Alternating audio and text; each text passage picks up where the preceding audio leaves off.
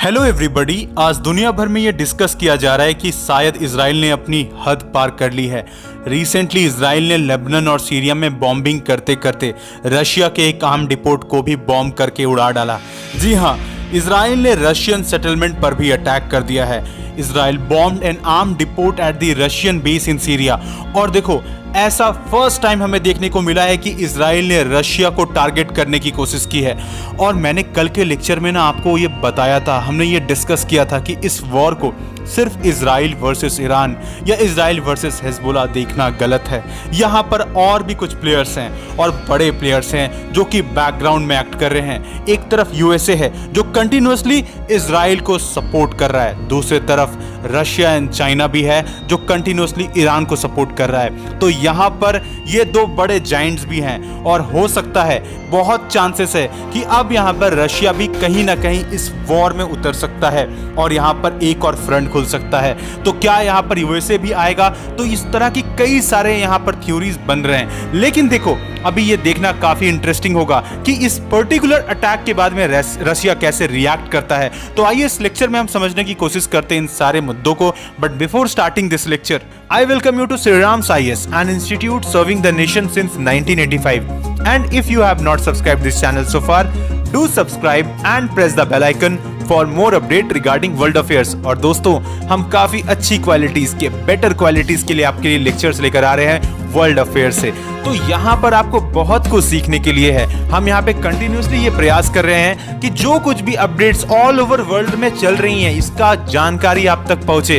You should become a knowledgeable person, और यही श्रीराम्स IAS का कहीं ना कहीं मोटिव है। तो इसलिए आपको जुड़ना चाहिए हमारे इस परिवार के साथ। तो आप जल्द से जल्द सब्सक्राइब करिए अगर आप अभी तक नहीं करे हैं। दोस्तों, इजराइल ने डायरेक्टली रशियन वेपन्स को टारगेट किया है क्योंकि कंटिन्यूसली ये वेपन्स हमास तक और हिजबुल्लाह तक पहुंचाए जा रहे थे, जिसका इस्तेमाल करके इजराइल को अटैक किया जा रहा था कंटिन्यूअसली।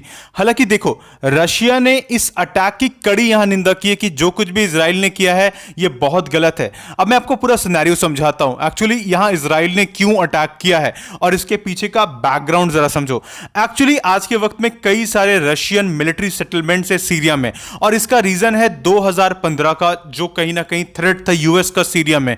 और उस चीज को देखते हुए यहां सीरिया ने रशिया को यह अलाउ कर दिया था कि आप हमें यूएस से बचाओ, इसके बदले में हम आपको काफी सारे यहां पर मिलिट्री बेसिस को स्टैब्लिश करने की अनुमति देंगे। तो कुछ ऐसा ही यहां पर हुआ था। रशिया ने कहीं ना कहीं यूएस थ्रेट को काउंटर किया था, और आज तक यहां पर काफी सारे जो मिलिट्री सेटलमेंट है, रशिया के जो बेसिस है, वो आज भी यहां पर है। और उनमें से एक है खेमेमिन एयर बेस।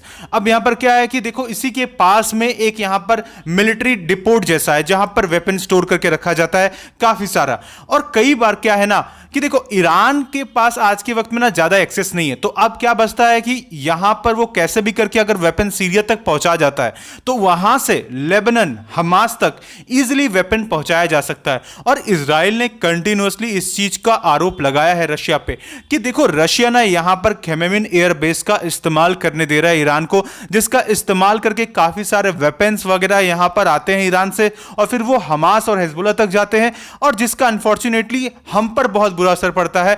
हम पर इसका काफी ज्यादा लेबनान से काफी ज्यादा अटैक किया जाता है। तो ये सारी चीजें अक्सर यहां पर क्रिटिसाइज करता है रशिया को। इवन इजराइल ने खुलकर कहा है ये सारी बातें।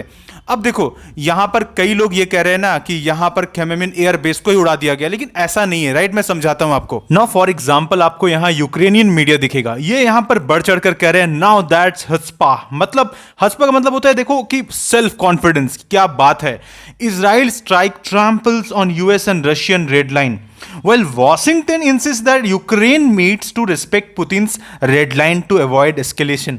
Israel stormed all over them by blowing up the Kremlin's target overseas airbase. तो देखो, यहां पर यूक्रेनियन मीडिया इस चीज को क्लियरली कह रही है कि भाई देखो, एक्चुअली यहां पर हमें तो रोका जाता है कि हम पुतिन की जो रेड लाइन है उसको क्रॉस नहीं कर सकते हैं, लेकिन ये डबल स्टैंडर्ड देखो कि किस तरीके से यहां पर इजराइल हर एक यहां पर रेड लाइन को क्रॉस करते हुए क्रेमलिन के बड़े एयर बेस को यहां पर टारगेट किया है। तो इस तरह की यहां पर बात की जा रही है एक्चुअली यूक्रेनियन मीडिया के द्वारा। और देखो फिर इन्हीं चीजों के साथ में ये आगे कहते हैं ये काफी इंप्रेसिव मिलिट्री ऑपरेशन था इजराइल के द्वारा, जहां पर करीब 30 इजरायली नेवल मिसाइल्स जाकर स्मैश करते हैं Russian airbase at Khmeimim near Syrian port of city लेताकिया।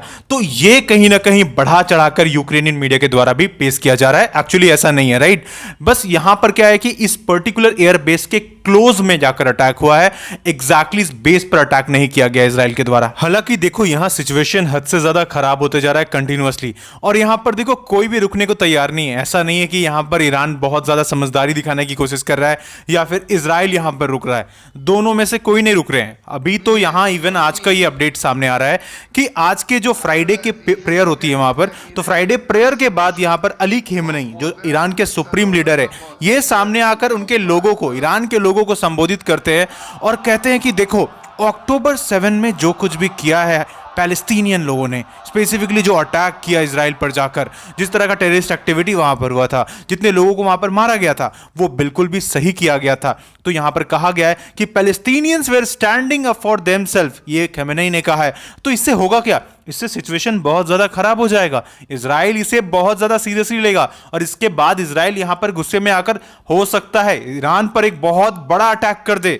Even Iran ने जिस तरह का बोलते नहीं कि कैलकुलेशन भी नहीं किया होगा, उस तरह का अटैक यहां पर हो जाए। तो देखो यहां पर जो हालात आज के वक्त में ये बहुत ज्यादा खराब हो जा रहे हैं, क्योंकि कंटिन्यूअसली जिस तरह का एस्केलेशन हमें देखने को मिल रहा है, कोई भी यहां पर रुकने के लिए तैयार नहीं है। यहां पर रशिया जो है वो कंटिन्यूअसली बैक कर रहा है ईरान को, जिस तरीके से यूएस बैक कर रहा है इजराइल को, ठीक है। तो यहां पर ऑब्वियसली जो कंफ्लिक्ट ऑफ इंटरेस्ट है ये हमें दिख रहा है दोनों ही तरफ, राइट।